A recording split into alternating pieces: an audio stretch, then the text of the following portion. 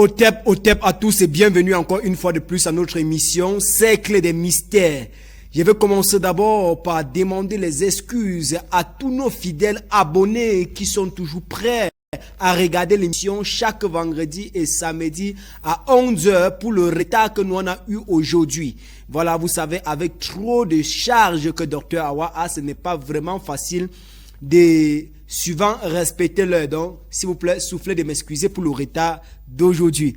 Alors déjà aujourd'hui, je suis très content parce qu'il y a eu tellement de témoignages durant la semaine et je suis très content pour cela, pour des personnes qui appellent, pour des personnes qui sont avec nous, les personnes qui suivent l'émission et pour des personnes que je n'ai pas encore pu faire les consultations à distance. S'il vous plaît, patientez. Si vous êtes en train de me regarder actuellement, continuez à écrire sur le numéro qui affiche en bas de l'écran et dès que possible, je vais faire vos consultations parce que les gens qui sont en présentiel déjà m'occupent assez pour que je sois sur le téléphone en train de faire vos consultations.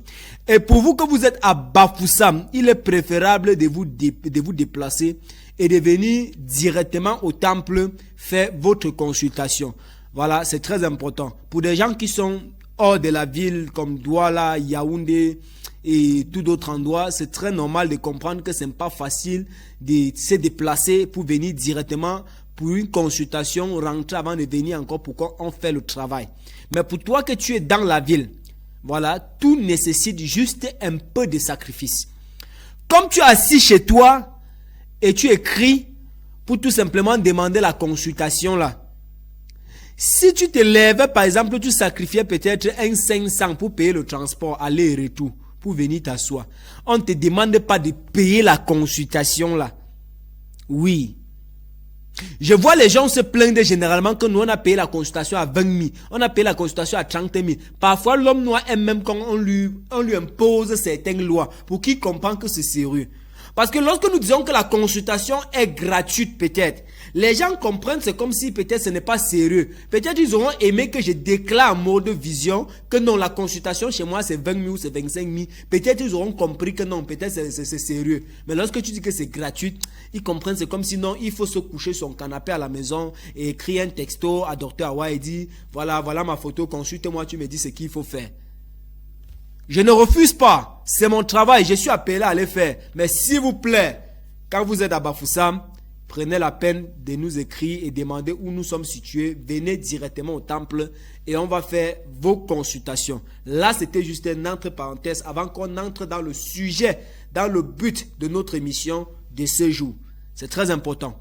Aujourd'hui, on va commencer par le titre de notre émission, de la religion à la tradition. Voilà. Alors, je t'ai pris, si tu es à la maison, actuellement, tu es en train de nous regarder, ou tu es en train de regarder sur YouTube, ou tu es en train de regarder sur ta télévision à la maison. Si tu possèdes une Bible chez toi, comme moi, prends ta Bible, tu t'assois avec ton cahier. Je crois qu'aujourd'hui, il y a des vérités qu'il faut que tu comprennes sur le document-ci là. Que peut-être que tu as ça chez toi, tu ne connais pas. Et que ça risque peut-être de t'aider, ou même te délivrer. On ne sait jamais. C'est très important. Beaucoup de personnes possèdent la Bible, mais ne connaissent pas réellement, je ne sais pas si je dois dire les bienfaits de ces livres-ci là, ou encore les inconvénients de ces livres-ci là, surtout pour le peuple africain. Et c'est de ça qu'on va parler aujourd'hui. Et comme j'ai l'habitude de dire à certains de mes collègues tradipatriciens, ne parle pas de la religion, ne parle pas de la Bible, ne parle même pas d'une affaire qui concerne Jésus si tu n'as jamais été dans ce cercle-là. Oui. Parce que ce n'est que quand tu peux parler de quelque chose que tu n'as jamais été dedans.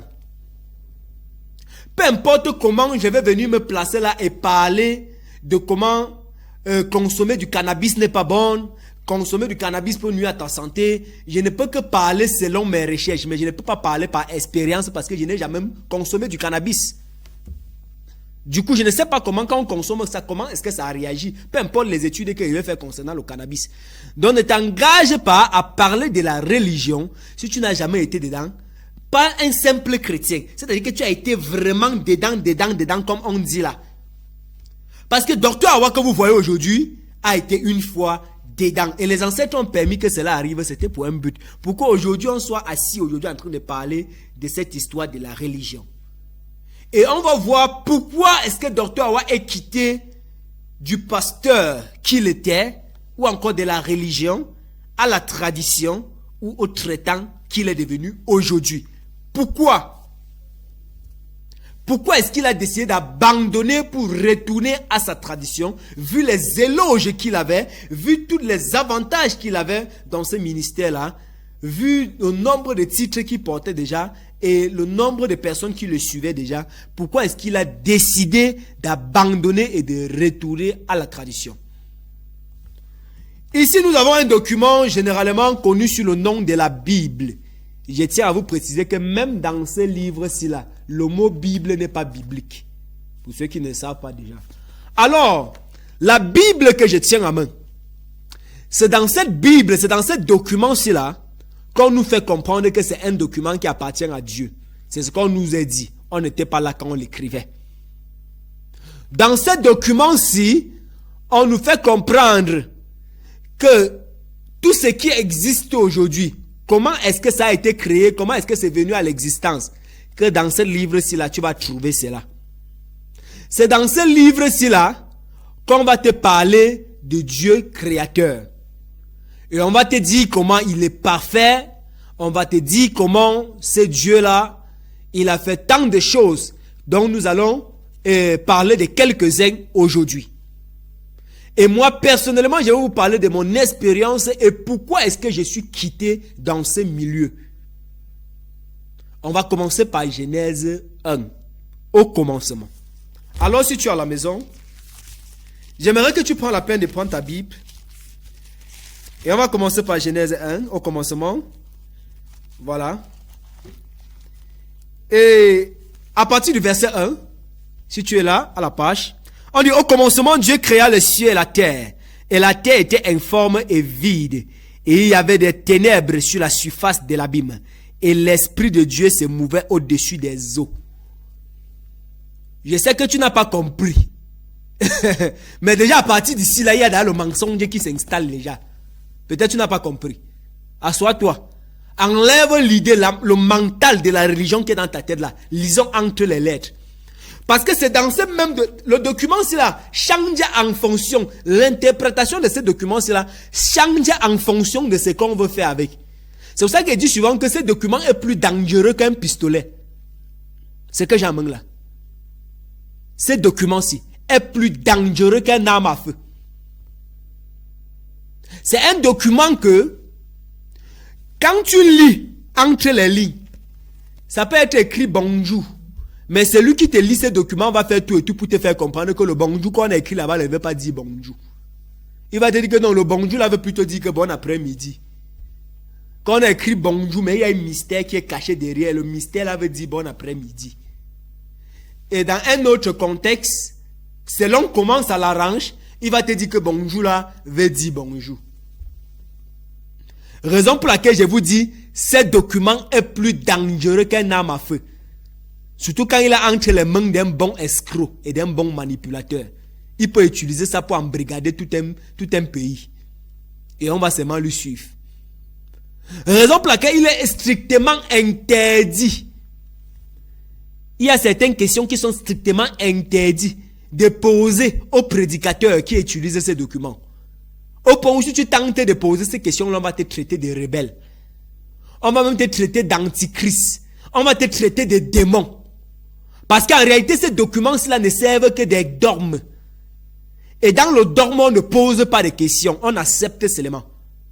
Maintenant, au Genèse 1, Genèse chapitre 1, à partir du verset 1 au verset 2, qu'on vient de lire. Au commencement, Dieu a créé les cieux et la terre.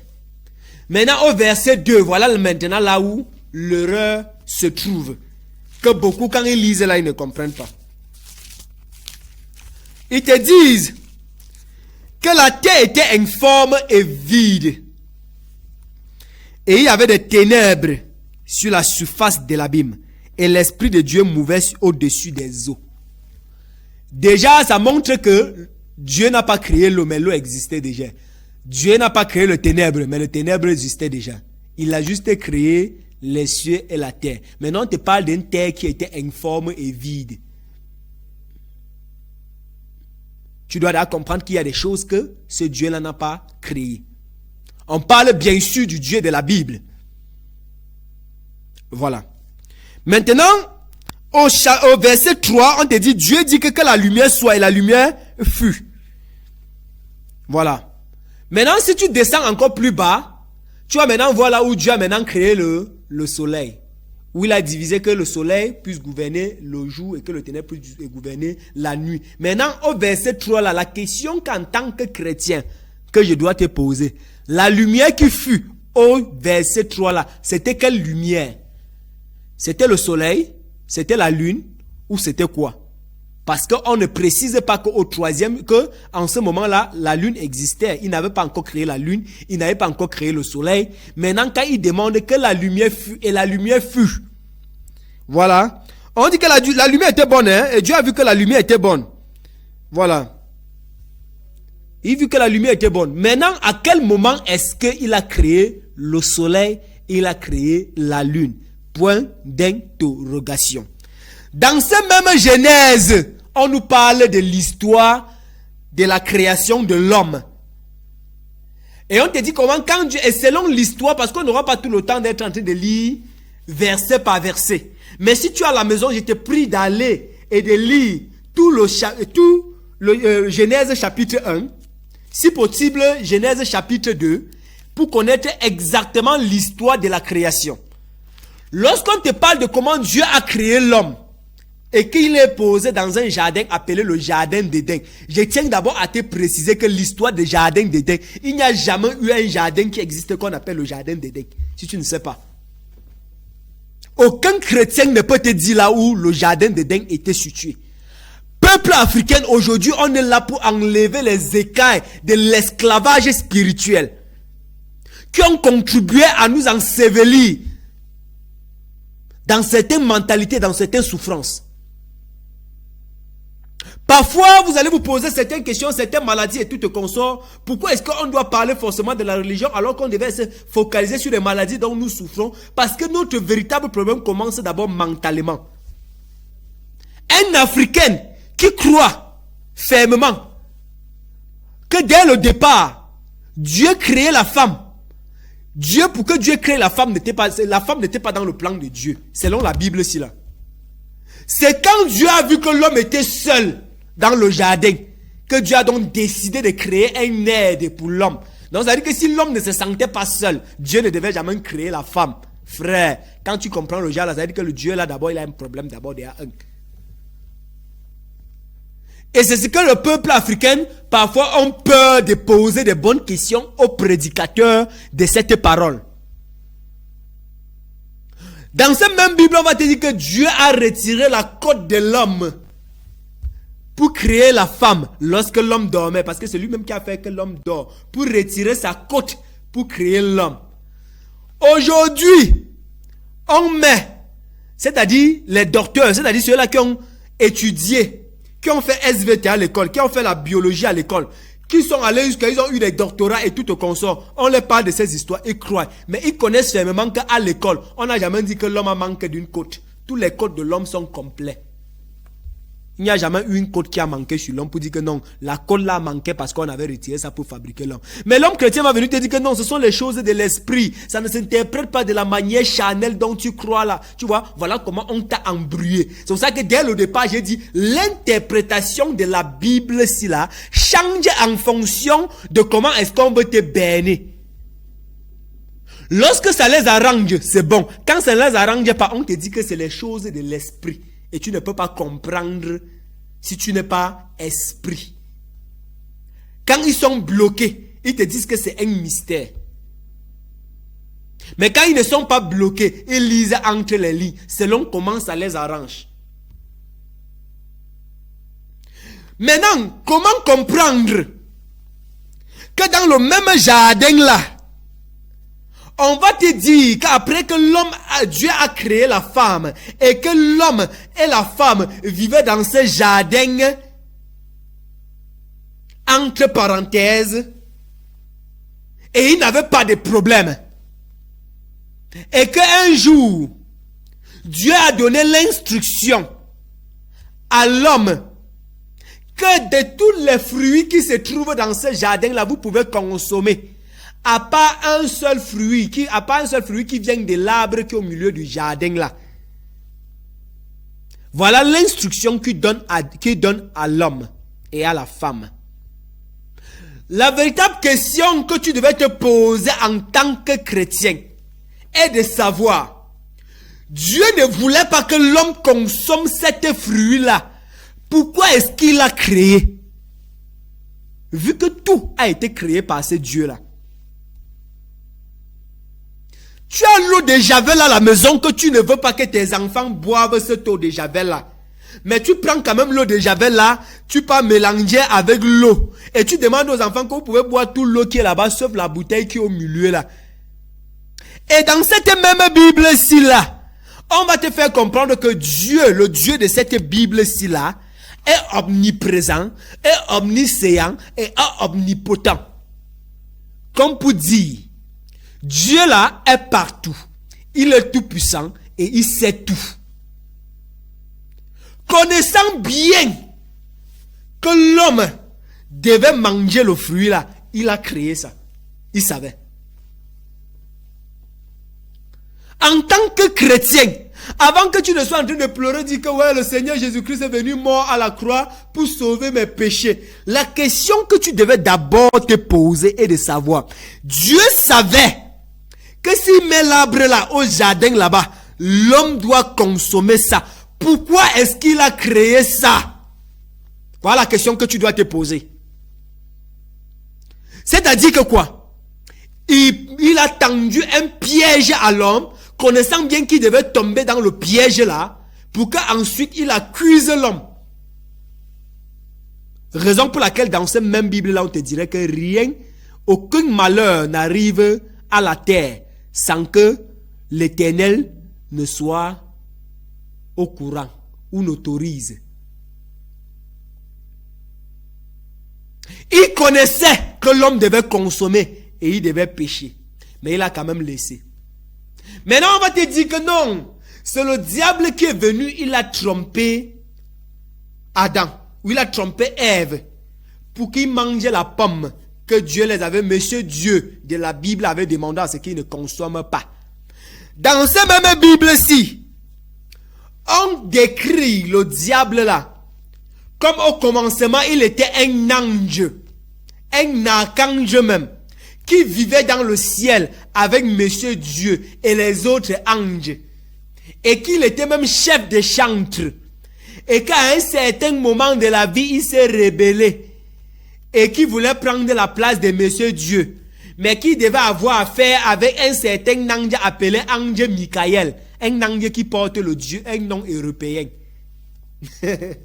Et qu'il a combattu avec lui, et que cet ange-là aurait précipité le diable sur terre. La personne qui avait écrit cette histoire-là ne savait pas qu'un jour devait arriver, les gens qui devaient prendre les fusées pour aller dans l'espace ou pour aller même visiter d'autres planètes. C'est-à-dire que nous sommes assis sur terre, on n'a pas de problème, Monsieur Dieu a un problème au ciel. Au lieu de résoudre son problème au ciel avec son ange qui s'est rébellé, il décide de prendre cet ange-là et l'envoyer chez nous, connaissant bien les plans de cet ange-là, vu qu'il est omniprésent, il est omniscient, il connaît tout, il l'a envoyé chez nous. Donc, comme vous dites que Monsieur Dieu ne connaissait pas l'existence des autres planètes, il ne pouvait pas envoyer Satan dans Mars, dans Jupiter, dans Neptune. Il a préféré l'envoyer là où il y a ses enfants qui prétendent aimer, au point de venir mourir sur la croix là. Pour que le diable vienne faire quoi? Pour que le diable vienne tromper l'homme et le pousse maintenant à pécher. Là, Monsieur Dieu va maintenant l'accuser d'avoir désobéi. Maintenant, dans cette même Bible-ci, dans Genèse, frère, toi que tu es en train de me regarder, allume ton cerveau. Allume ton cerveau. Dans cette même Genèse-ci là, la Bible te dit que Dieu, Monsieur Dieu de la Bible avait dit à Adam que le jour qu'ils vont consommer cet fruit-là, ils vont mourir. Maintenant, selon toi, c'est quoi la signification de mourir? C'est quoi la signification de mourir? Vu que la même Bible ici là nous dit comment Adam a vécu jusqu'à plus de 1000 ans. Il devait mourir de quel sens? C'est pour ça que je vous ai dit dès le départ, la Bible ici là, ils interprètent ça selon comment ça les arrange dans certaines circonstances. Et dans certaines circonstances, on change automatiquement l'interprétation. Ici, ils vont maintenant te faire comprendre que non, il ne parlait pas de la mort charnelle, mais il parlait de la séparation entre lui et Dieu. Mais pourquoi ne pas utiliser les mots justes? C'est quel Dieu qui va toujours chercher à jouer à l'ironie? C'est-à-dire qu'à prendre des paroles hors contexte pour mettre l'homme dans le chercher le mot. Il était clair que si tu consommes la pomme, tu vas mourir. Donc on s'attendait à ce que quand monsieur Adam et Ève devaient consommer la pomme, ils devaient mourir. Point barre. On ne veut pas savoir si c'était la mort de l'esprit ou c'était quoi. Si c'était la mort de l'esprit, monsieur Dieu aura précisé que non, tu devais mourir spirituellement. Mais ce n'était pas le cas, il a échoué.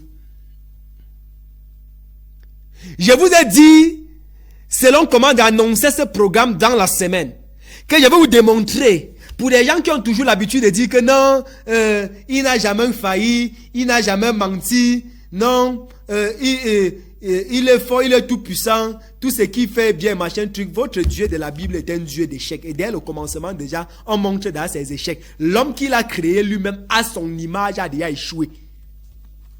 Il a déjà échoué. Il n'a même pas pu protéger l'homme là de ne pas consommer le fruit défendu. Il a échoué. Pourtant, il était censé le protéger. Connaissant bien que l'homme là n'avait aucune notion du mal et du bien. Il n'avait aucune notion de ce que tu appelles le mal, ni de ce que tu appelles le bien. Comment est-ce qu'il devait d'abord savoir qu'en consommant ce fruit-là, c'était quelque chose du mal? Vu qu'il n'a même pas la notion du mal et du bien. Voilà l'ironie où se trouve là.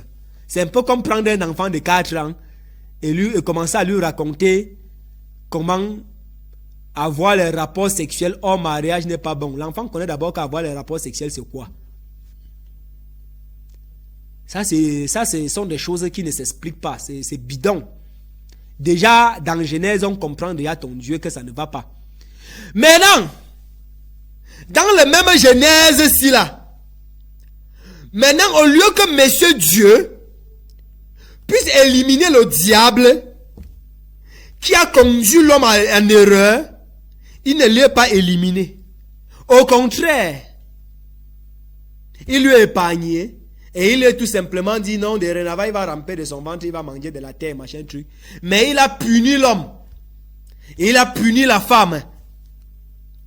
Dans ce même Genèse, la punition qu'on a donnée à la femme était que dorénavant la femme doit accoucher avec douleur. Cher chrétien, depuis que tu as accepté le Seigneur Jésus comme ton sauveur et Seigneur, ta femme n'accouche plus avec douleur. La différence c'est quoi depuis que... La différence entre toi et celui qui n'a pas accepté le Seigneur Jésus-Christ comme Seigneur et Sauveur là, c'est quoi? Vu que la même punition qui on vous avait donnée depuis Genèse s'applique toujours à toi. Tu accouches toujours avec douleur. On ne peut même pas compter le nombre de femmes chrétiennes qu'on les opère, qu'ils accouchent par césarienne. Pourtant tu as confessé le Seigneur Jésus comme Seigneur et Sauveur. Alors que normalement, après la mort et la résurrection de ton Seigneur et Sauveur, et après l'avoir accepté et le confessé comme ton Seigneur et Sauveur, cette punition-là ne devait plus normalement s'appliquer à toi. Mais si ça continue à s'appliquer à toi, de la même manière dont ça s'applique à celui-là qui n'a pas confessé, ça veut tout simplement dire que c'est un dogme. Il n'y a rien, on est en train de te manger le cerveau. Pour rien. Voilà maintenant, on va quitter de là du jardin, parce qu'après qu'il a chassé l'homme du jardin et tout consort, on a même sauté une partie. Le Dieu qui est omniprésent, qui est censé être partout et connaître tout, lorsque Monsieur Dieu revient dans le jardin, la véritable question qu'on doit se poser est que quand Satan est venu tromper Ève et Adam de manger la pomme, Monsieur Dieu était où? Alors qu'il est omniprésent. Il était où en ce moment-là?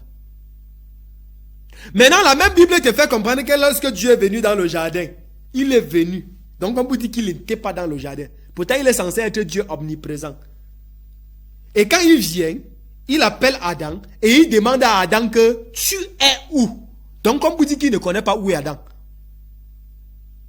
Et Adam lui répondit, j'ai suivi comme tu venais et je me suis caché parce que je suis nu. Donc comme vous dites, Monsieur Dieu ne connaissait pas la position d'Adam et ne connaissait pas qu'il était nu et a demandé, tu es où? Mais l'homme chrétien va trouver moyen de justifier ça. Il va te dire que non, le fait qu'il a demandé à Adam que non, Adam, tu es où, ne veut pas dire qu'il ne connaissait pas où se trouvait Adam. C'était juste parce que il va trouver moyen, parce que lui-même il sent que s'il est déjà en train d'être coincé, il va commencer à trouver moyen à justifier cela. Allume ton cerveau. On est en train de parler là de Dieu de la Bible, bien sûr. C'est Dieu-là qu'on est venu avec nous présenter. Parce que selon les chrétiens, on a l'impression qu'avant l'arrivée de ces documents-là, l'homme africain ne connaissait pas Dieu. L'homme africain ne connaissait pas l'existence d'un nain créé qui a tout créé, que lui-même n'a pas été créé. Et que c'est grâce à ces documents que l'homme africain a pu connaître l'existence d'un être incréé qui a tout créé. Raison pour laquelle tout ce que tu dis aujourd'hui à l'homme chrétien, tant que ce n'est pas écrit dans ces documents-ci, il va te dire qu'il ne croit pas à ça. Parce que selon lui, voici la référence de Dieu. Tout ce qui est écrit ici dedans a été écrit par Dieu. A été inspiré par Dieu. Si on doit dire ça comme ça. Et que tout ce qui est hors de ces livres-ci, ça ne le concerne pas. Il ne croit pas à ça. Parce que selon lui, avant l'arrivée de ce document, l'homme africain était perdu, égaré. L'homme africain vivait dans le ténèbre. Et c'est ce document qui est venu apporter de la lumière à l'homme africain. Faux! Très faux. On a présenté un mauvais Dieu. Ce qui est marrant dans tout ça est que, dès le commencement en Genèse, on vous présente Monsieur Satan comme le mauvais et Monsieur Dieu comme le bon. Mais curieusement, lorsque tu lis dans ces documents-là de Genèse jusqu'à Apocalypse, tu ne vois aucunement à aucun endroit où Satan a déjà eu à tuer quelqu'un par ses propres instructions. Satan n'avait jamais tué quelqu'un dans ce livre-ci. Si tu es chrétien, les numéros sont en train de passer en bas de l'écran. Tu peux écrire sur WhatsApp pour me démentir si dans ces documents, il y a un verset biblique où on dit que Satan, sans l'instruction de Dieu, a tué quelqu'un. Mais dans ce document, on va te montrer comment Monsieur Dieu, qu'au commencement, était présenté comme le bon, a tellement tué les gens, au point de regretter même d'avoir créé l'homme. Un Dieu qui sait tout, qui connaît tout, il regrette d'avoir créé l'homme. Comme pour dire que l'homme lui est dessus, il ne savait pas. Voilà l'incohérence de la Bible. Comment un Dieu qui sait tout, qui connaît tout, va regretter d'avoir créé l'homme? Comment? Dans ce même document, on te dit que le Dieu qui sait tout et qui connaît tout là, s'est repenti lui-même. Dieu lui-même s'est repenti. Frère. Est-ce que Dieu c'est un homme? N'est-ce pas, c'est vous-même qui dites dans votre document que Dieu n'est pas un homme? Comment quelqu'un qui n'est pas un homme, quelqu'un qui sait tout, qui connaît tout, qui est partout, à quel moment est-ce qu'il s'est retrouvé, c'est-à-dire il est tombé dans son propre piège au point de se repentir? Comment? C'est dans ce document-là qu'on est en train de parler. Dorénavant, posez des bonnes questions à vos pasteurs. N'allez plus seulement vous asseoir le dimanche, on vous raconte des balivernes, vous criez Amen, Amen. Après vous partez de l'offrande et la dîme, vous rentrez. Posez des bonnes questions. Il faut avoir les couilles que pendant qu'il est devant en train de sautiller avec le micro comme ils aiment sautiller là pour raconter des bêtises, que tu te lèves, tu dis monsieur le pasteur, c'est faux. Oui. Ce que tu es en train de raconter là, ça n'existe pas. Ça ne peut pas être Dieu là-bas. Il ne peut pas servir le genre de Dieu là. Un Dieu qui fait quelque chose et demain il regrette de l'avoir fait. Pourtant c'est lui-même qui crie. Tu dis à Genèse, créons l'homme à notre image et à notre ressemblance. Et après avoir créé l'homme, il a vu que l'homme était bon, l'homme était parfait. Mais comment explique-t-il que ce que Dieu là a-t-il créé qui était pourtant parfait et qui était bon, à un certain moment de la vie, il a fallu que Dieu regrette d'avoir créé cet homme-là. Au point d'envoyer l'eau pour détruire tous ces hommes-là qu'il avait créés et épargné seulement une famille qui était la famille de Noé. Voilà d'abord là où on montre où il a échoué. Il a encore échoué. Au point où il a été obligé. C'est un peu comme tu es en train de faire, tu es en train de composer sur un document. Et tu écris les réponses, tu écris. Et à un certain niveau, tu t'en rends compte que non, tout ce que tu écrivais là était faux. Tu as fait l'erreur, n'est-ce pas? Il faut tout effacer et recommencer à zéro. Et c'est exactement ce que Monsieur Dieu a fait. Il a compris qu'il avait fait l'erreur. Il avait une dème, comme on dit souvent là. Il avait une dème. Et il fallait automatiquement tout effacer pour recommencer encore à zéro. Mais seulement que Monsieur Dieu jusque-là ne va pas tous s'en sortir. Parce qu'en réalité, les gens qui ont écrit cette histoire-ci là, l'incohérence qui est dedans, c'est hors pair. Ça ne peut pas être Dieu, mon frère. Ça ne peut pas être Dieu qui m'aime de cette façon. Moi-même que je suis humain, il ne peut pas m'aimer de cette manière-là. Oui. On va te dire comment Dieu a donné l'instruction. Non, on est déjà loin. Rentrons d'abord un peu au moment où il chasse Adam et Ève du jardin. On va te dire qu'après qu'il a chassé Adam et Ève au jardin, ils sont partis, il a donné l'instruction d'aller multiplier. Voilà. Voilà là où l'autre mensonge maintenant, hors pair, est encore développé. On dit que Adam et Ève ont donné naissance à Caïn et Abel. Et qu'à un certain moment, Caïn, qui était agriculteur, et que Abel, qui était éleveur, ils ont donné des offrandes à Dieu, mais seulement que Monsieur Dieu a rejeté l'offrande de Caïn et a accepté l'offrande de Abel.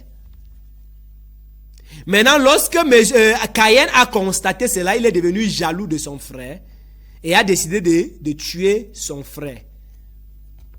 Monsieur Dieu était assis quelque part et il voyait comment Caïn tuait son frère. Il l'a laissé, il l'a tué. Et quand il a fini de le tuer, il est revenu maintenant demander à Caïn, Caïn, où est ton frère?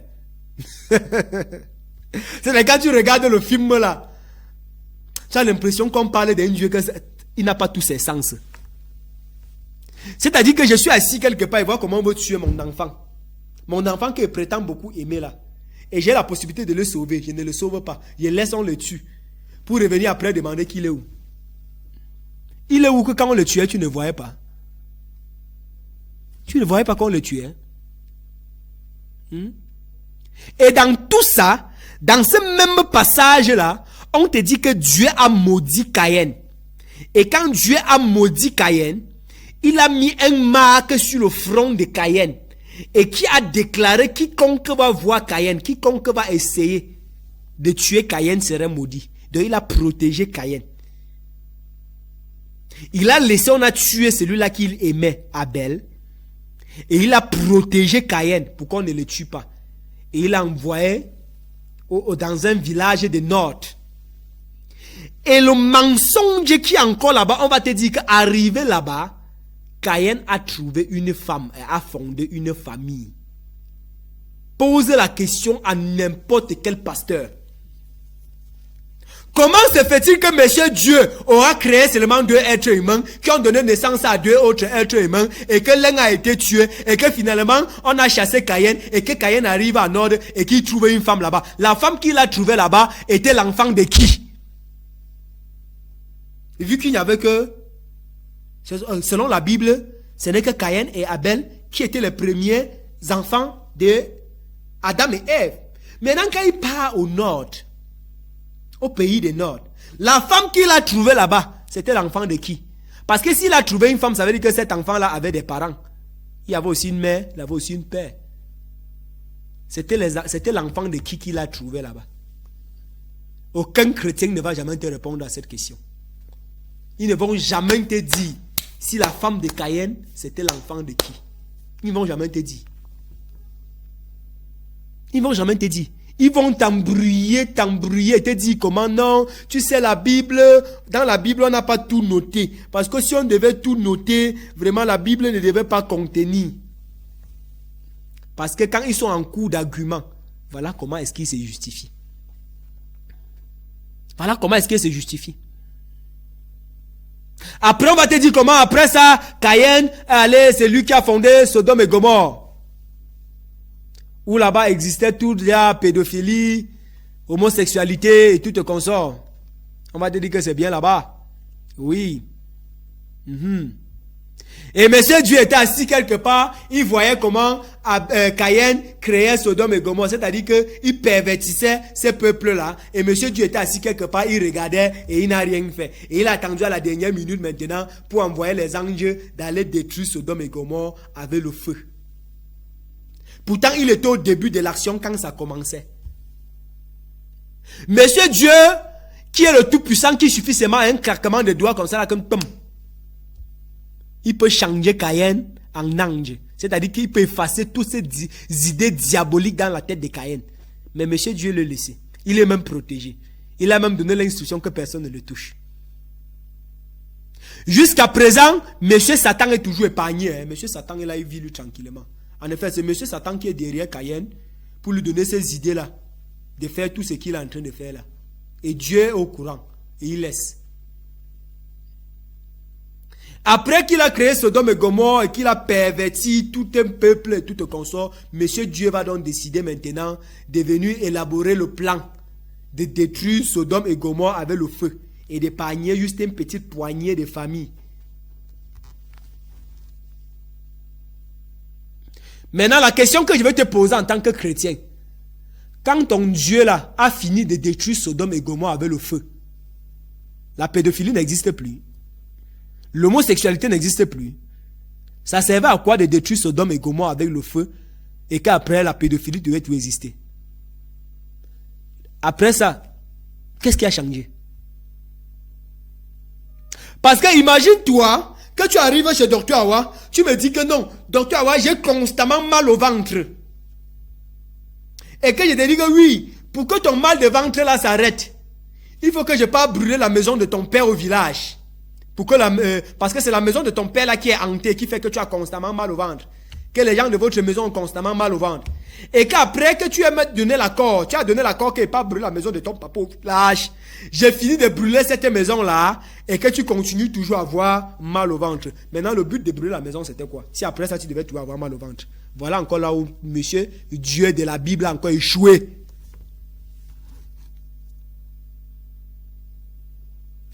Après qu'il a détruit la terre avec l'eau, jusqu'à épargner seulement la famille de Noé. Parce que il s'apparaît que non, lui, il a vu qu'il y avait tellement de péchés sur la terre. Et que le cœur de Dieu était fâché. Monsieur Dieu est fâché. Donc, quand on dit que Dieu est composé des émotions aussi comme l'homme, il peut aussi se fâcher. Dieu s'est fâché et qui a décidé de détruire la terre avec la déluge. Qui a donné l'instruction à Noé de construire un arche, c'est-à-dire un bateau, où dans ce bateau-là, on te dit comment les carnivores et les herbivores étaient dans tous ces mêmes bateaux-là. La question qu'un chrétien a jamais posée est de savoir, les animaux aquatiques, pendant la déluge là, ils étaient où? Noé les avait laissés, ou comment? Peut-être que tu ne sais pas que même l'eau, même les poissons qui vivent dans l'eau, là, il y a un secret, il y a un certain degré d'eau que ça emporte les poissons, que ça tue les poissons. Peut-être que tu ne sais pas. Peut-être que tu dis que parce que le poisson vit dans l'eau, il est confortable automatiquement avec n'importe quel degré d'eau. Selon comment on explique la déluge, les poissons ne pouvaient pas résister à cette déluge-là. Les animaux aquatiques ne pouvaient pas vraiment résister. Maintenant, les animaux aquatiques là habitaient tout aussi dans le bateau là. Les serpents, les lions, avec les chats, avec les souris, même les moustiques. Ils étaient tous dedans. Avec les éléphants, ils étaient tous dedans. C'est que l'homme africain ne se pose pas comme question, ou ne fait pas les recherches, et qu'il y a des animaux qui existent en Afrique, que si tu pars en Europe, tu ne vas pas trouver ces animaux-là. Peut-être tu ne sais pas. Il y a des animaux qui existent uniquement peut-être au Centrafrique. Que si tu pars dans d'autres pays, tu ne vas pas trouver. Comment est-ce que Noé a pu faire pour réunir tous ces animaux-là? On va te dire que non, il n'y a rien qui est impossible avec Dieu. Il n'y a rien qui est impossible avec Dieu de la Bible, mais le Dieu de la Bible ne peut pas tuer Satan. Parce qu'il sait que net quand il tue Satan, son film va s'arrêter. Parce qu'en effet, c'est un film qu'on vous raconte. L'histoire de cette Bible-ci n'est pas différente de l'histoire de Spider-Man. Oui. Parce que tout se passe à sa présence. Il est toujours là, il attend. Maintenant, l'homme chrétien, parfois, pour te justifier, va te dire que non, Dieu a créé l'homme, il a donné le libre arbitre à l'homme de choisir. Si tu m'as donné véritablement le libre arbitre, si Dieu m'a donné le libre arbitre, comme vous prétendez que c'est écrit dans ce livre-ci là, pourquoi est-ce qu'à la fin, il va créer alors un enfer pour attendre celui qui a fait son choix là? Si tu m'as donné le libre arbitre, ça veut tout simplement dire que mon choix, c'est ton choix. Quand tu vends par exemple ce téléphone et que tu dis au client qui est en face de toi que tu as le libre arbitre de choisir, ça veut dire que quoi? Son prix, c'est ton prix. Tu n'as pas à lui juger sur son choix. Il peut acheter comme il ne peut pas acheter. C'est son choix. Tu n'as pas le droit de lui juger. Mais si c'est que tu vas lui donner le libre arbitre de choisir choix, il va choisir acheter ou pas. Et qu'après tu vas encore lui juger sur son choix là. Ça veut dire qu'en réalité c'était de l'ironie. Tu n'avais pas donné le libre arbitre. Si après tu vas encore venir lui juger sur son choix. Ce n'était pas de libre arbitre. Et ce que beaucoup de chrétiens ne connaissent même pas la définition du libre arbitre. Après avoir après avoir échoué dans le jardin d'Éden avec l'homme, échoué avec la déluge, échoué avec Sodome et Gomorrhe, il vient autour du Jésus-Christ est venu mourir sur la croix. C'est écrit dans ce livre-ci. On te dit comment l'ange est venu rencontrer une vierge. La vierge qui était la fiancée de Joseph et qui n'avait pas encore eu de rapport avec Joseph. Entre toi et moi, que tu me regardes actuellement là. Si demain tu constates que le ventre de ta femme commence à gonfler et qu'elle est enceinte et elle te dit que c'est le Saint-Esprit qui lui a grossi, tu vas croire ça? Non, tu es chrétien, tu es pasteur, tu es en train de me regarder actuellement. Si ta femme là, tu pars à la montagne, comme vous avez l'habitude de partir à la montagne pour aller prier là, un mois, et qu'en partant tu n'avais pas eu de rapport avec ta femme, tu rentres de la montagne, et ta femme te dit qu'elle est enceinte et que c'est le Saint-Esprit qui lui a mis enceinte. Tu vas croire ça? Tu vas accepter ça? Non, parce que c'est écrit dans la Bible, il faut croire. Mais pourtant, si on applique cette même logique-là sur notre vie au quotidien, toi-même, tu ne vas pas accepter. Je sais, tu ne vas pas accepter, tu ne vas pas croire. Tu vas dire que nada, que madame, laisse-moi ce que tu veux me raconter là. Allez là, tu ne vas plus dire que non, merci Seigneur que tu as enceinté ma femme. Allez là, tu vas dire que non, madame, ce que tu veux me raconter là, ça n'existe pas. Mais passons sur ça. Finalement, elle est enceinte. Enceinte de qui? De Dieu. C'est-à-dire, Monsieur Dieu a eu besoin de sa propre créature pour venir dans ce monde. Pourtant, Monsieur Dieu, quand il a créé le ciel et de la terre, il était là. Il observait, il communiait avec l'homme. Mais pour que le même Monsieur Dieu revienne sauver son peuple, il a fallu qu'il passe par le ventre d'une femme pour naître. Comme pour dire qu'on a circoncisé Dieu quand il est né. Comme pour dire que Monsieur Dieu a tété les seins de Marie quand il est né. Comme pour dire que Marie a lavé les couches de Dieu. Mais l'homme chrétien ne va pas accepter comme ça là. Il va te dire que non, Jésus-Christ, c'est une partie de la Trinité. Si tu crois que Jésus-Christ est Dieu, alors il faut aussi accepter qu'on a circoncisé Dieu. Non? Si tu crois qu'il est Dieu. Jusqu'à preuve du contraire. À moins que, quand il est né, il n'était pas Dieu et que c'est bien après qu'il est devenu Dieu. Comment alors est-ce que tu vas expliquer cela? Qu'un individu qui est né et après il est devenu Dieu. Ça veut dire qu'Awa peut se lever aujourd'hui et dire qu'il est devenu Dieu. Il doit falloir que tu crois aussi. Maintenant, passons sur ça.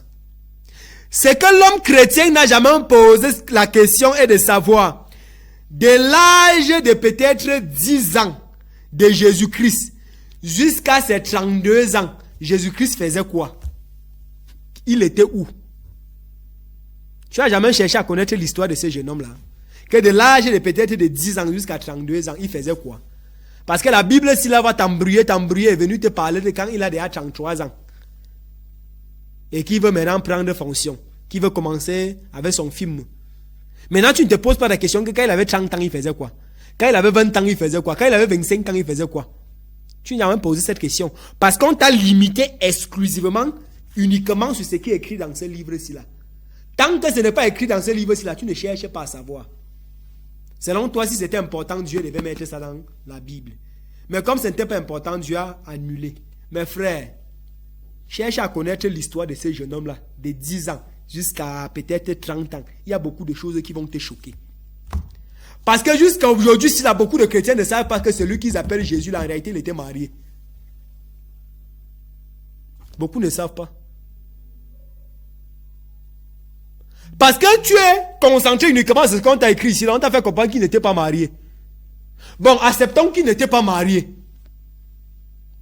Vous avez tendance à prêcher dans vos églises que nos grands-parents étaient pauvres. Et comment se fait-il qu'un grand-parent qui était pauvre et qui meurt, tu peux verser l'huile sur son crâne pour demander la richesse chez lui. Pourtant, lui-même à son vivant était pauvre. Ton Jésus, lui, il était riche. Il possédait combien dans son compte bancaire? Tu peux demander les enfants à Monsieur Jésus d'être béni avec un enfant. Lui-même, il avait un enfant. Comment quelqu'un qui n'a pas d'enfant va te donner d'enfant? Comment? Imagine-toi que docteur Awa te dit que non, il fait concevoir les femmes. Pourtant, lui-même, sa femme à la maison ne parvient pas à concevoir. Cette logique-là s'applique comment? Tu as déjà pensé à ça? Tu as déjà pensé à cette logique-là?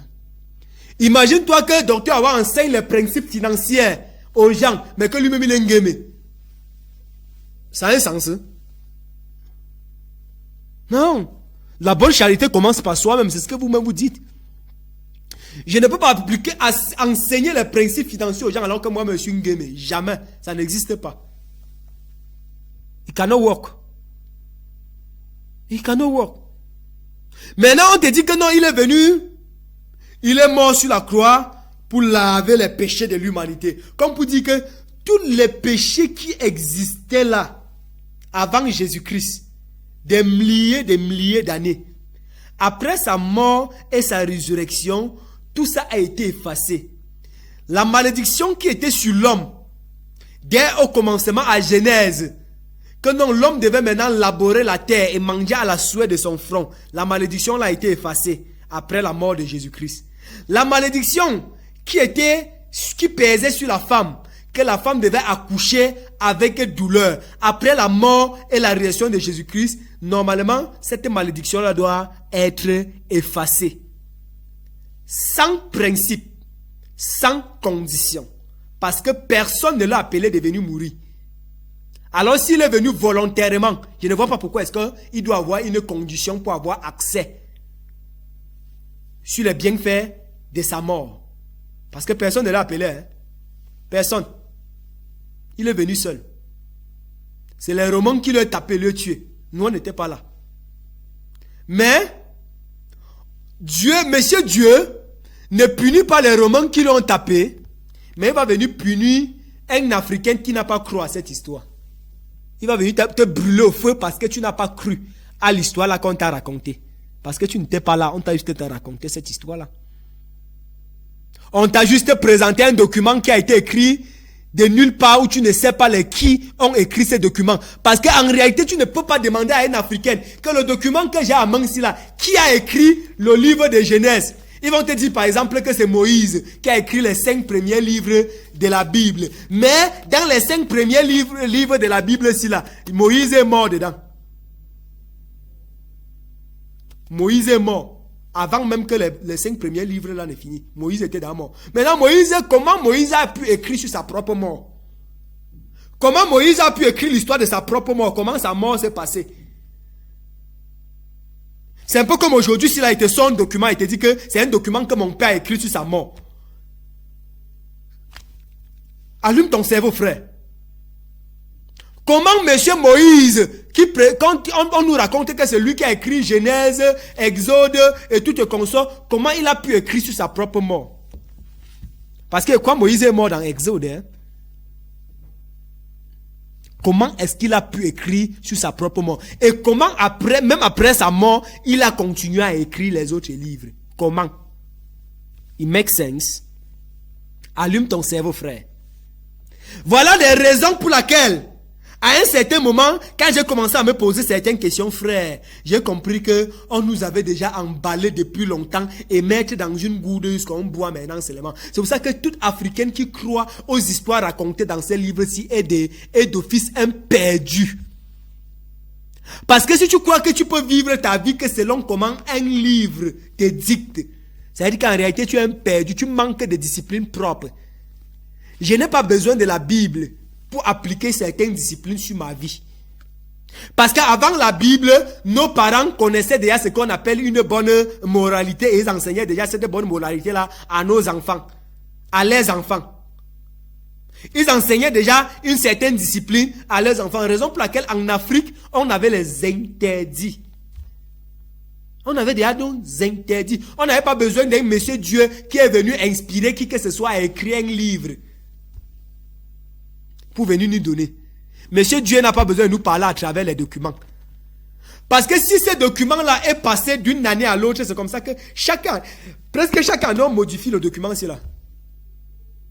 Presque chaque année. Selon comment est-ce qu'on veut manipuler les gens avec, on modifie chaque année. Au commencement, la Bible ici n'était pas 66 livres. Actuellement, c'est que j'ai amené là, c'est 66 livres. Mais au commencement, ce n'était pas 66.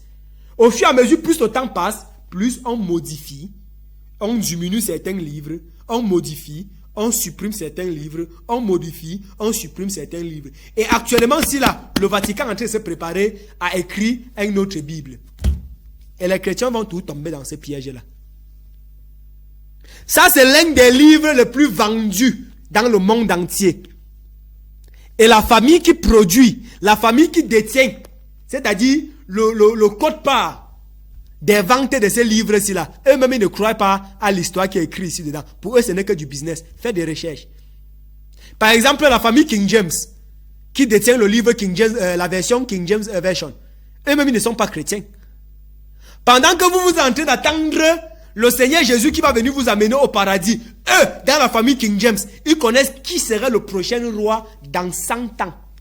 Ils sont déjà en train de programmer le prochain roi dans 100 ans, dans la famille King James. Entre-temps, dans le livre qu'ils vous vendent, ils vous demandent de prier et d'attendre le paradis. Ils sont venus en Afrique avec ces documents, ils nous ont demandé de fermer les yeux et prier. Et pendant qu'on a fermé les yeux et qu'on était en train de prier, ils étaient en train de ramasser notre or, ils étaient en train de ramasser nos richesses, en train de ramasser nos terres. Et avant qu'on ouvre les yeux, trop tard, ils avaient envahi l'Afrique. Non, fermez les yeux, vous priez. Pendant qu'on est là, notre Père qui est aux cieux, que ton nom soit sanctifié. Ils étaient en train d'amasser nos richesses. Et voilà où nous sommes aujourd'hui. Chaque fois qu'on veut prendre la définition du mot pauvreté, on vient en Afrique. Chercher les images pour mieux décrypter ce qui veut dire être pauvre. On vient en Afrique filmer les images.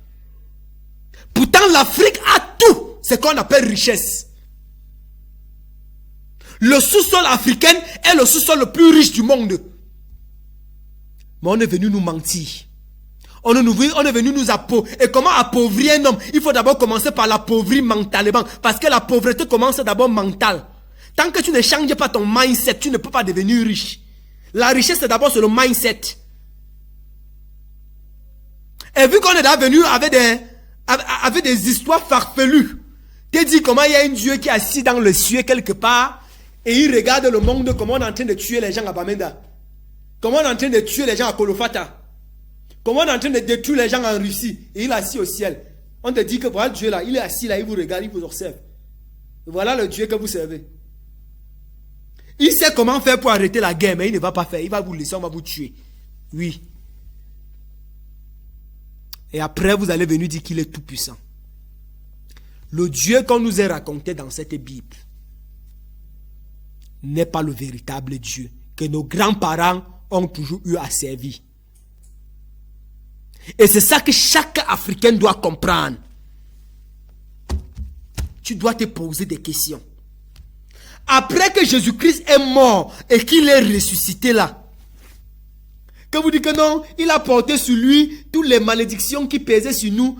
Quand tu dis que Jésus-Christ a payé le prix, il a payé le prix à qui? Donc c'est-à-dire que monsieur Dieu a commencé à négocier avec monsieur Satan. Il a demandé à monsieur Satan, ta rançon c'est combien? Il a dit que oui, pour que je laisse ton peuple tranquille, il doit falloir que tu m'offres ton fils unique. Il cause avec Dieu, il négocie. Il dit que bon, il n'y a pas de souci, je te donne mon fils unique. Il part mourir. Là, tu laisses mon peuple tranquille. Mais seulement que même après la mort et la résurrection de ce fils unique-là, monsieur Satan continue jusqu'aujourd'hui à tourmenter le peuple de soi-disant Dieu.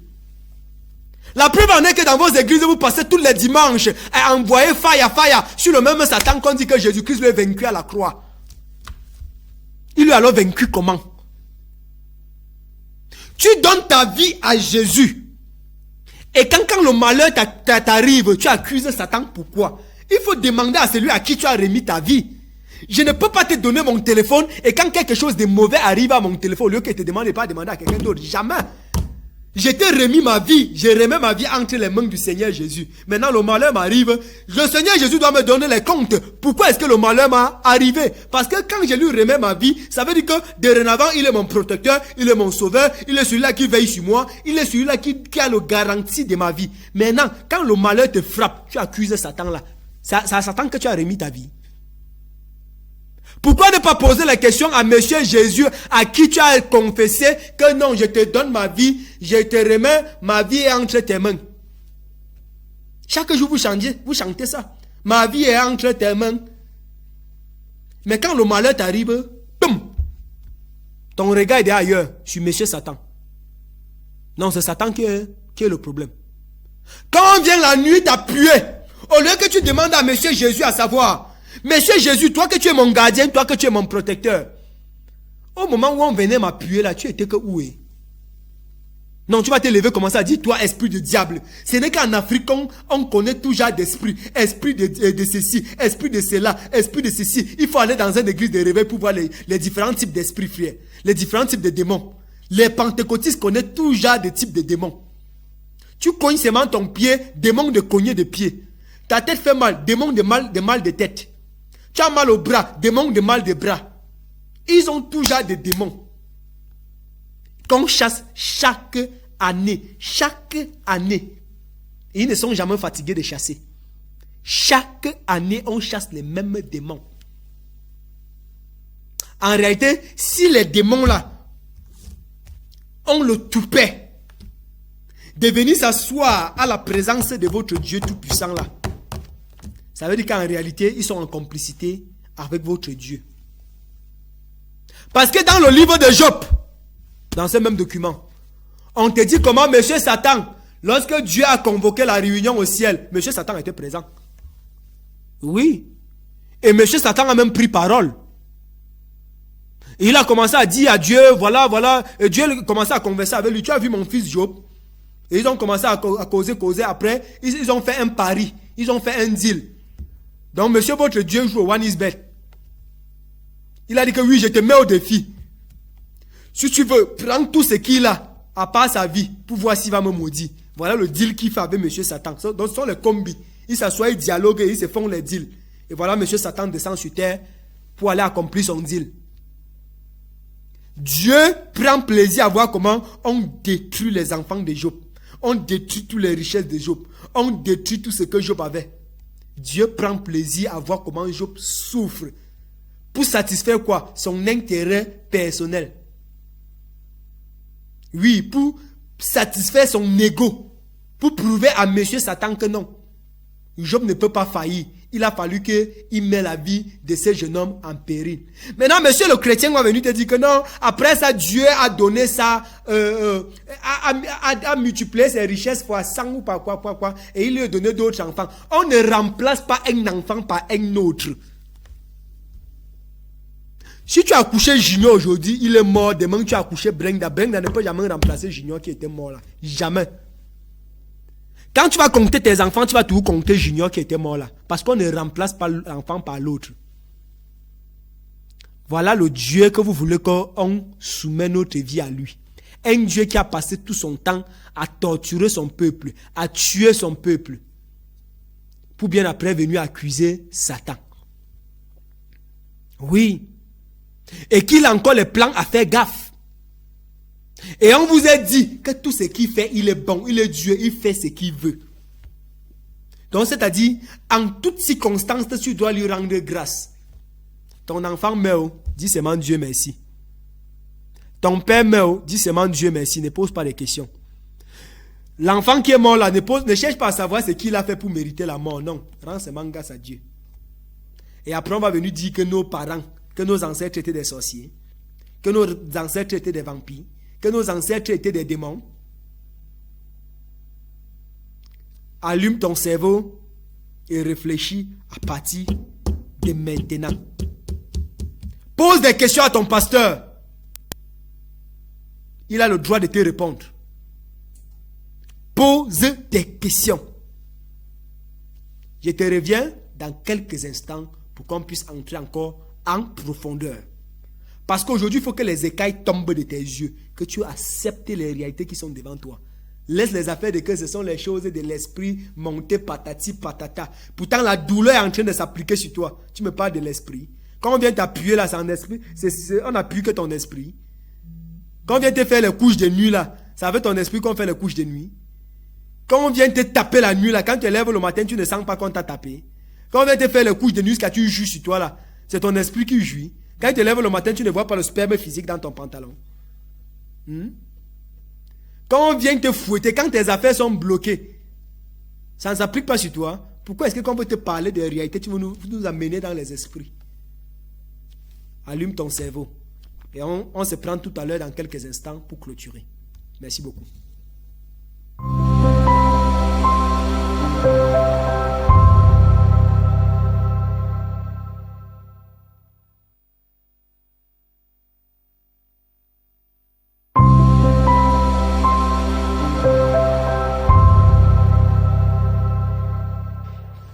Vous sentez que quelque chose bloque votre vie? Vous souffrez de blocage spirituel, de cauchemars nocturnes, de poisons mystiques ou encore de retards inexpliqués dans vos activités? N'ayez plus de crainte, car le docteur Awa a la solution.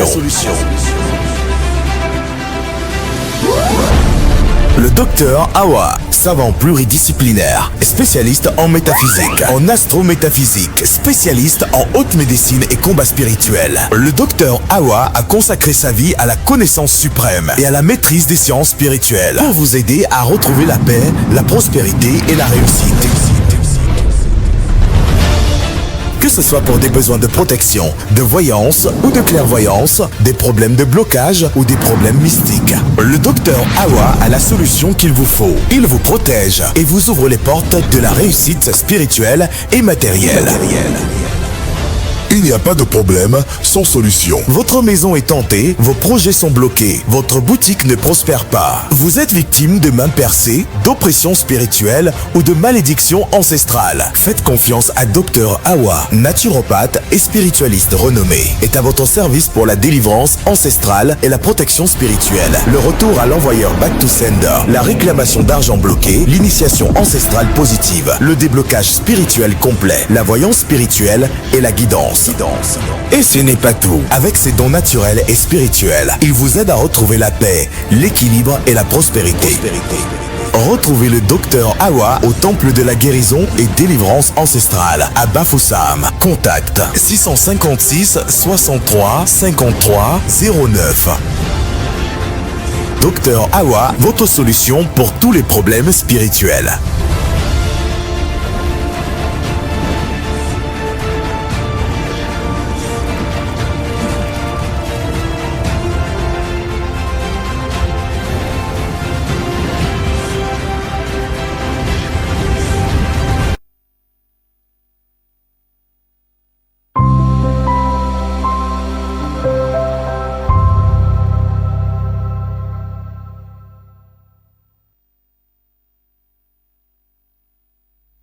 De retour sur le plateau, nous allons rapidement lire cette question-là qui nous a été envoyée. Et on va rapidement parler de ça. Voilà, docteur Awa, deux questions. Bien vrai qu'il y a beaucoup de manquements dans la Bible, dites canoniasés ou quoi. Voilà. Quelle est votre religion? Voilà, je n'ai pas de religion. En Afrique, on n'a pas de religion. Déjà pour répondre à ta question. Voilà. En Afrique, on n'a pas de religion. Au courant de la spiritualité, elle vous athée, animiste ou encore... L'animisme n'est pas une religion. Donc si par exemple je dis que je suis animiste, animiste n'est pas une religion. Être animiste, c'est juste le fait de reconnaître que dans tout ce qui existe là, il y a une énergie qui règne au-dessus de tout ce qui existe là. C'est simple, ce n'est pas une religion. Il faut être bête pour croire que tout ce qui existe là est tombé du ciel tout d'un coup que boum. Non. En Afrique, c'est pour ça que j'ai précisé que l'homme chrétien a souvent tendance à vouloir faire croire aux Africains qu'avant l'existence de ces documents-ci là, les Africains ne connaissaient pas l'existence d'un incréé qui a tout créé et que lui-même n'a pas été créé. On ne l'appelait pas Dieu. C'est ce que tu ne sais pas. Le mot Dieu, c'est un mot qui a été créé. Nous, on avait nos noms qu'on appelait cet incréé là. Comme chez nous, on l'appelle Ndem. Oui, on l'appelle Ndem. C'était tout. On savait que Ndandem, tout ce qui a dit Ndandem, oui, c'était tout. On n'avait pas besoin de... Le mot Dios, qui est devenu Dieu, que tu connais là, c'est un mot qui a été fabriqué pour venir dompter les Africains avec. En Afrique, il n'y a jamais eu de religion. La différence entre la religion et la spiritualité africaine est que la religion sépare les peuples. C'est pour ça que tu arrives en Afrique aujourd'hui, tu vas voir les musulmans, les chrétiens. Et même parmi les chrétiens, ils sont tellement divisés. Parce que parmi les chrétiens, tu vas trouver les témoins de Jéhovah, les catholiques, les pentecôtistes, tu vas trouver les branhamistes, tu vas trouver tout genre. Voilà comment la religion a séparé le peuple africain.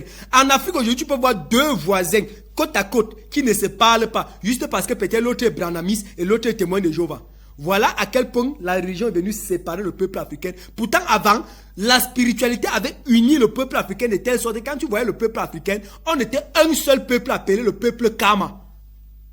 Parce que même le nom Afrique, c'est un mot importé qu'on est venu nous imposer. On était tous unis, on nous appelait le peuple Kama.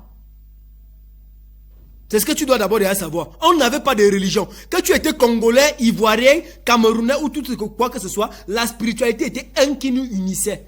On n'était pas là dans les affaires de que non, je suis pentecôtiste, non, toi tu es catholique, tu es branhamiste, non, toi, il y a même les autres aujourd'hui, je ne sais même pas où c'est les églises de quoi, je ne sais même pas.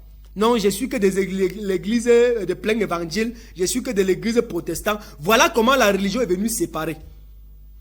L'une des raisons encore, la différence entre la religion et la spiritualité africaine est que la spiritualité africaine forme des maîtres. Pourtant, la religion forme des adeptes. Voilà.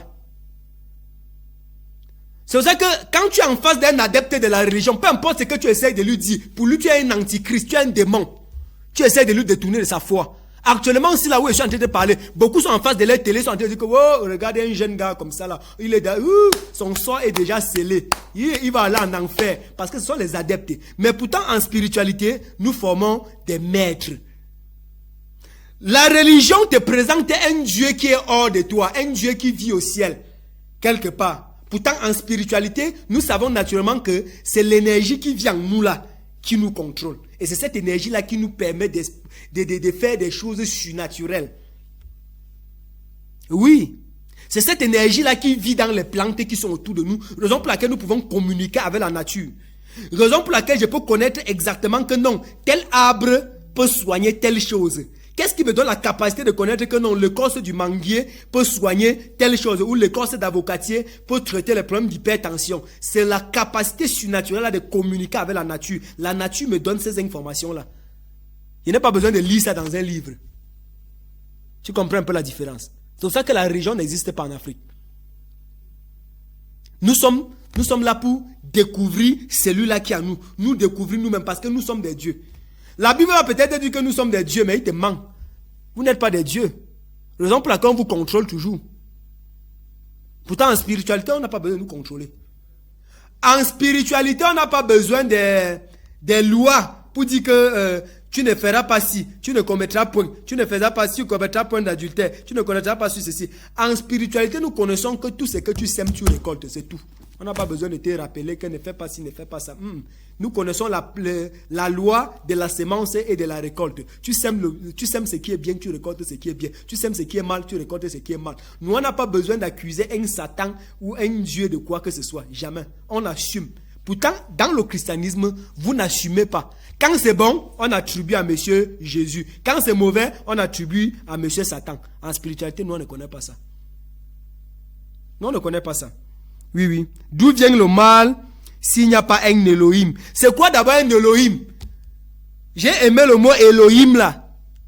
Elohim veut tout simplement dire un ensemble de dieux. Un ensemble des entités spirituelles. C'est ce que tu ne connais pas. Elohim, c'est un ensemble des entités spirituelles. C'est pour ça que dans ta Bible, on va te donner dans les commandements, dans les 10 commandements, on va te dire que tu vas servir uniquement un seul Dieu, lui seul. Pourquoi est-ce qu'il donne ce commandement-là? Parce que lui-même, il est au courant qu'il y a beaucoup des entités. Donc j'aime le mot Elohim là. Peut-être même tu ne sais pas ce que tu dis. Il y a un Elohim déchu et méchant, ayant désobéi à l'incréé. Nous, on ne croit pas qu'il y a quelqu'un quelque part qui avait désobéi à qui que ce soit. Tout ce que tu poses là, ce n'est que ce qu'on t'a raconté ici là. Tu n'étais pas là. Tu n'étais pas dans le ciel pour voir comment il bagarrait. Tu n'étais pas là-bas. La personne même qui avait écrit cette histoire ne savait même pas qu'il devait exister un jour les humains. Par exemple, dans cette Bible, si on te dit comment Dieu a paniqué lorsque les hommes créaient et étaient en train de construire la tour de Babel. Monsieur Dieu, là où il était assis, a tellement paniqué où il était obligé de s'aimer le trouble parmi ces hommes-là et changer les langues. Si Dieu peut se laisser influencer, si votre Dieu là peut se laisser influencer à ce niveau-là, pourquoi est-ce que de nos jours les gens partent dans l'espace et Dieu n'est pas influencé? Et votre Dieu n'est pas influencé? La tour de Babel pouvait atteindre la gravité des avions. Est-ce que la personne qui a écrit cette histoire-là savait qu'un jour l'avion devait exister? Il savait qu'un jour la fusée devait exister, les fusées devaient exister. Il savait qu'un jour les hommes pourront aller sur la lune, parce qu'aujourd'hui les hommes partent sur la lune. Il savait que ça pouvait exister un jour. Parce qu'en ce moment-là, il croyait que non, le monde devait caler comme il était en ce moment-là. Les histoires-là devaient vraiment sonner bon. Mais malheureusement, plus le temps passe, plus le monde, la technologie est en train de se développer. Et certaines de ces histoires-là, quand tu lis, ça ne tient plus. Parce qu'une simple tour que les hommes auront conçue avec les mains a tellement influencé Monsieur Dieu au point où il a été obligé de s'aimer le trouble et de changer les langues. Mais aujourd'hui, Monsieur Dieu n'est plus influencé par les fusées qui partent jusqu'à quitter même la Terre et d'aller dans d'autres planètes. Tu sens que ton histoire n'est pas cohérente. Tu vois un peu. Donc, nous on ne croit pas à l'histoire de qu'il y a quelqu'un quelque part qui avait désobéi à qui que ce soit. Personne ne vit dans le ciel là-bas. Personne ne vit là-bas. C'est pour ça qu'on te dit que la spiritualité t'enseigne celui qui est en toi. Mais la religion t'enseigne quelqu'un qui est ailleurs. Que tu dois fermer les yeux et lui prier ailleurs. D'où se situe le bien et où se situe le mal. Voilà. En spiritualité, on t'enseigne de comprendre la voix de ta conscience. En spiritualité, on n'est pas là à t'enseigner ce qui est bien ni ce qui est mal. Mais on t'enseigne plutôt à écouter la voix de ta conscience. Au moment où tu vas apprendre à écouter la voix de ta conscience, frère, tu vas connaître exactement ce qui est bien et ce qui n'est pas bien pour toi, sans avoir besoin d'un livre. Essaye d'écouter la voix de ta conscience. Essaye d'écouter l'homme là qui parle en toi. Essaye d'écouter l'énergie là qui est en toi, qui te parle. Et tu vas voir que tu n'auras plus besoin de ça. C'est pour ça beaucoup de pasteurs aujourd'hui, lorsqu'ils sont vraiment atteints à une certaine dimension de méditation, eux-mêmes ils comprennent qu'ils n'ont plus trop besoin de cette Bible-ci là. Ils commencent à dire des choses que si tu pars dans la Bible, tu ne vas jamais trouver. Ils commencent à faire des choses que tu pars dans la Bible, tu ne vas jamais trouver. Ils commencent à faire de ces pratiques à l'église que si tu pars dans la Bible, pourquoi? Parce que cette nature africaine-là reste toujours en eux. C'est ce que tu dois savoir, frère. Tu n'as pas besoin de ça. Tu es un Dieu. C'est pour ça que je dis toujours aux gens qu'avant que l'avion n'arrive, en Afrique, nous on voyageait d'ailleurs par voie aérienne. On faisait d'ailleurs les voyages aériens, non? C'est ce que vous appelez aujourd'hui voyage astral. On n'avait pas besoin de l'avion, non? Oui. On est venu vous mentir que non, c'était de la sorcellerie. Mais on est venu fabriquer l'avion, on vous a mis dedans, vous avez accepté. Mais tu n'as jamais posé la question que qu'est-ce qui maintient l'avion là dans les airs? C'est toujours ce qu'on appelle sorcellerie là. Seulement qu'on a changé le mot, on a mis sa technologie. Allume ton cerveau. À partir d'aujourd'hui, commence à poser des vraies questions. N'accepte plus qu'un document te dicte comment vivre. Ne sois plus l'esclave d'un document qui te dicte comment vivre. Je n'ai pas compté le nombre de jeunes aujourd'hui qui sont au chômage et qui ont contribué au chômage ici au Cameroun à cause de ces livres-ci. C'est pour ça que dès le départ, je vous ai dit que ces livres-ci est plus dangereux qu'un pistolet. Parce que c'est le seul livre qui te fait donner, on te dépouille, tu es là, tu souris, on est en train de te dépouiller, tu souris. On est en train de te dépouiller. On dit donne avec joie, tu donnes. Par contre, même quand le pistolet qu'on met devant toi, au moins tu donnes en tremblant. Mais l'autre, si tu ne donnes pas en tremblant, tu donnes en souriant. Et tu ne t'en rends pas compte qu'on est en train de te dépouiller. Raison pour laquelle c'est plus dangereux qu'un pistolet. C'est un élément très fatal. C'est ce que tu dois savoir. Aujourd'hui, au lieu qu'on apprend à nos enfants leur propre histoire, comment est-ce que nos grands-parents vivaient avant, on passe le temps à les apprendre l'histoire des gens qui ont traversé la mer Rouge, ceux qui ont fait 400 ans dans le désert, ceux qui ont marché sur l'eau. Frère, je ne connais pas Abraham, Abraham ne me connaît pas. Je ne connais pas Jacob, Jacob ne me connaît pas. Je ne connais pas Élisée, Élisée ne me connaît pas.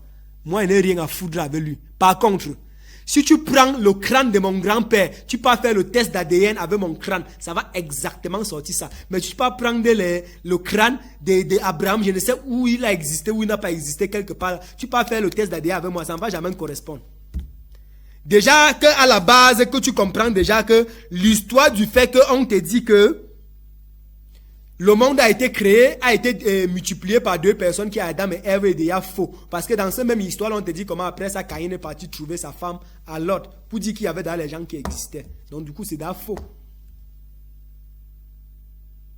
Ce n'est qu'en Afrique qu'on va te faire croire que non, un Africain a... Si tu crois qu'Adam et Ève étaient blancs, comment se fait-il qu'un blanc a pu donner naissance à un noir comme moi? Et si par contre tu crois que non, ils étaient noirs, comment se fait-il qu'un noir comme moi a pu donner naissance à un blanc?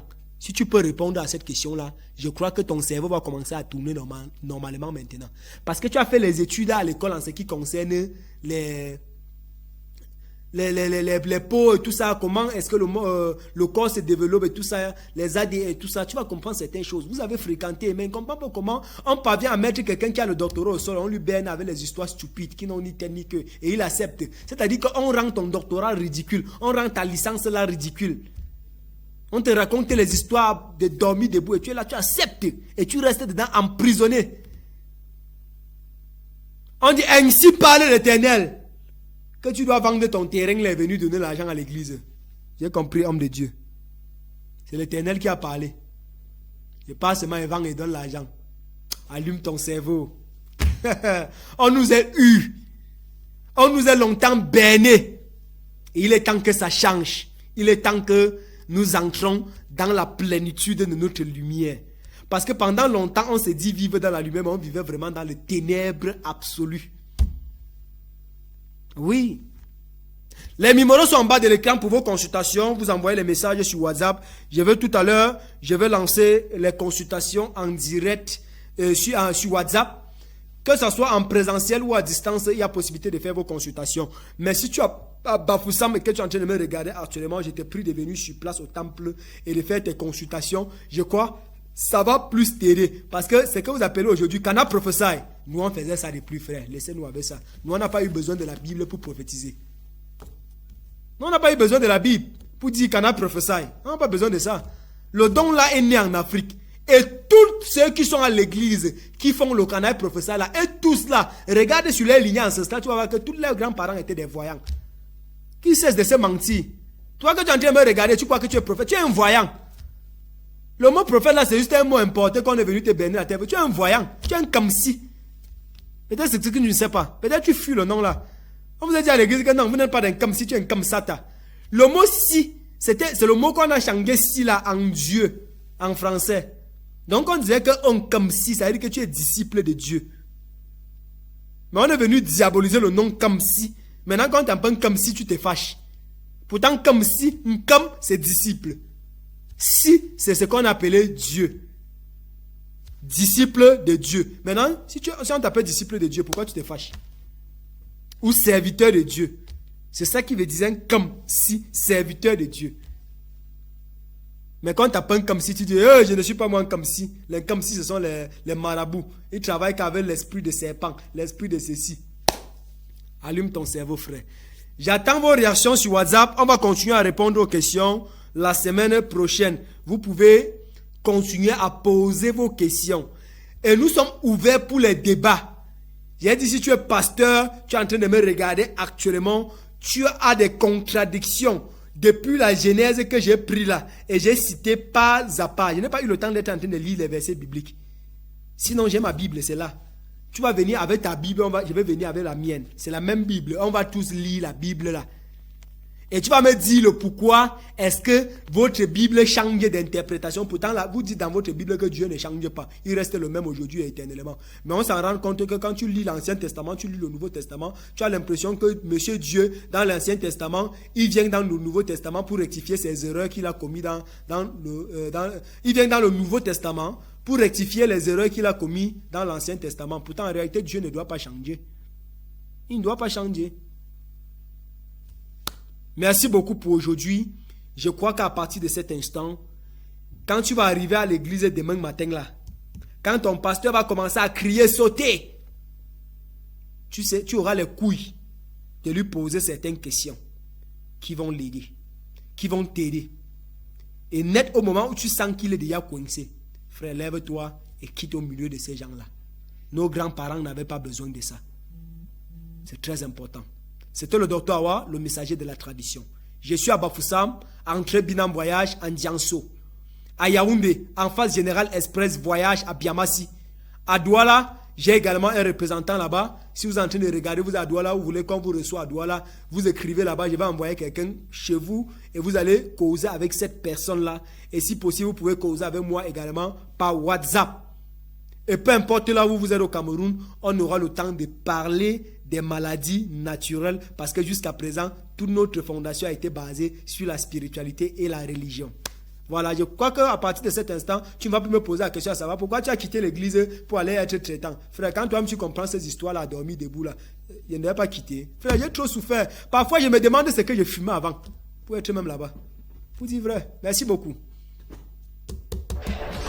Vous sentez que quelque chose bloque votre vie? Vous souffrez de blocage spirituel, de cauchemars nocturnes, de poisons mystiques ou encore de retards inexpliqués dans vos activités? N'ayez plus de crainte, car le docteur Awa a la solution. Le docteur Awa, savant pluridisciplinaire, spécialiste en métaphysique, en astrométaphysique, spécialiste en haute médecine et combat spirituel. Le docteur Awa a consacré sa vie à la connaissance suprême et à la maîtrise des sciences spirituelles pour vous aider à retrouver la paix, la prospérité et la réussite. Que ce soit pour des besoins de protection, de voyance ou de clairvoyance, des problèmes de blocage ou des problèmes mystiques, le docteur Awa a la solution qu'il vous faut. Il vous protège et vous ouvre les portes de la réussite spirituelle et matérielle. Il n'y a pas de problème sans solution. Votre maison est tentée, vos projets sont bloqués, votre boutique ne prospère pas. Vous êtes victime de mains percées, d'oppression spirituelle ou de malédictions ancestrales. Faites confiance à Dr Awa, naturopathe et spiritualiste renommé. Est à votre service pour la délivrance ancestrale et la protection spirituelle. Le retour à l'envoyeur back to sender, la réclamation d'argent bloqué, l'initiation ancestrale positive, le déblocage spirituel complet, la voyance spirituelle et la guidance. Et ce n'est pas tout. Avec ses dons naturels et spirituels, il vous aide à retrouver la paix, l'équilibre et la prospérité. Retrouvez le docteur Awa au temple de la guérison et délivrance ancestrale à Bafoussam. Contact 656 63 53 09. Docteur Awa, votre solution pour tous les problèmes spirituels.